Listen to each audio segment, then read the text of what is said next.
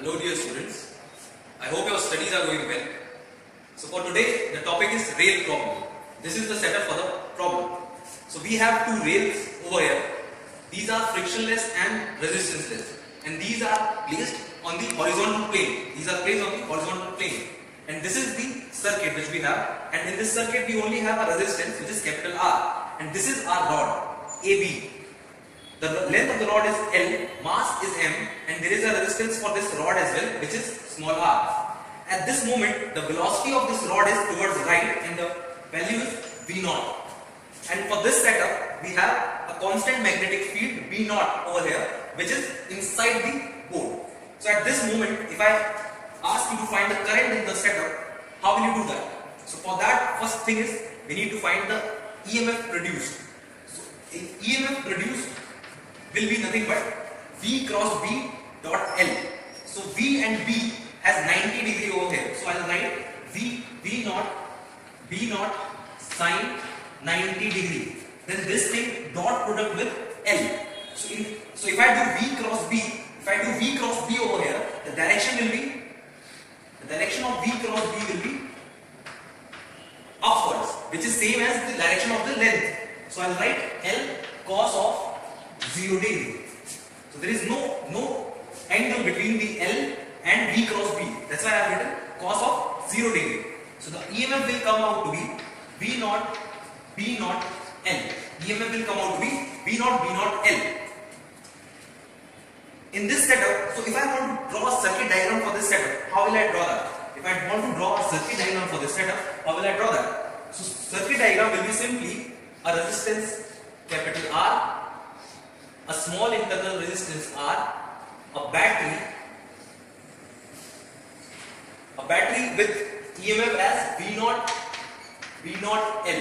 So how did I decide the direction? How did I decide the direction? So over here, if you do V cross B, the direction is coming upward. So this point A will be at higher potential. That's why the direction of battery is like this. So over here, if you see properly, so this point is at higher potential and this point is at lower potential. So current will flow from higher potential to lower potential.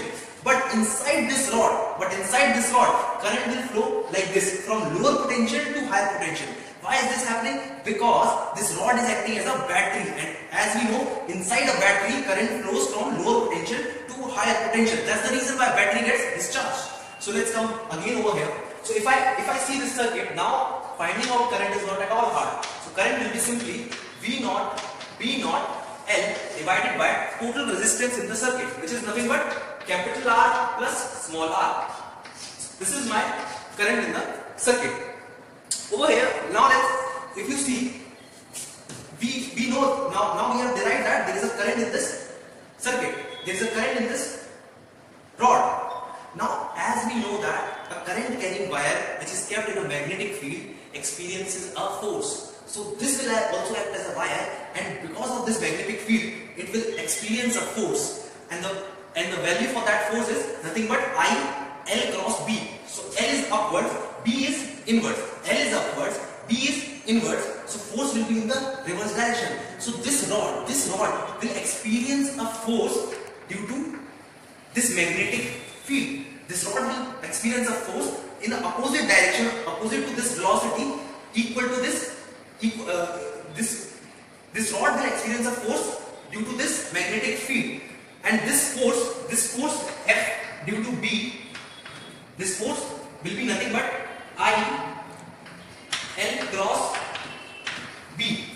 So as we know that this force will create an acceleration in the opposite direction. So this velocity won't be able to remain constant. So if we have to make this velocity constant, what we need to do over here is we need to provide equal amount of force. We need to provide equal amount of force in the right direction so that this velocity remains constant. So if they ask about this force, how will you do that? So force required to keep this velocity constant is nothing but, the magnitude will be nothing but equal to FB. It will be equal to FB, which is nothing but I into L cross B. So over here if you see L cross B has, these both have 90 degree between them. So answer will be simply I L B, and if I substitute I from here, I'll get the answer as V naught P naught square L square divided by R plus R. So this is the answer for force which is required to keep this velocity constant. Now if I ask you what is the power required? What is the power required? So what you will do? So power required will be nothing but voltage into current. So we can simply multiply this voltage and this current, or we can do one more thing. We can multiply this force with velocity. Power will be nothing but dW by dt, work done per unit time, which can be written as force multiplied by velocity. So in both the cases, we'll get the same answer. So the answer will be nothing but this multiplied by this, or force multiplied by velocity. In both the cases, answer will be V naught square L square divided by R plus R. V naught square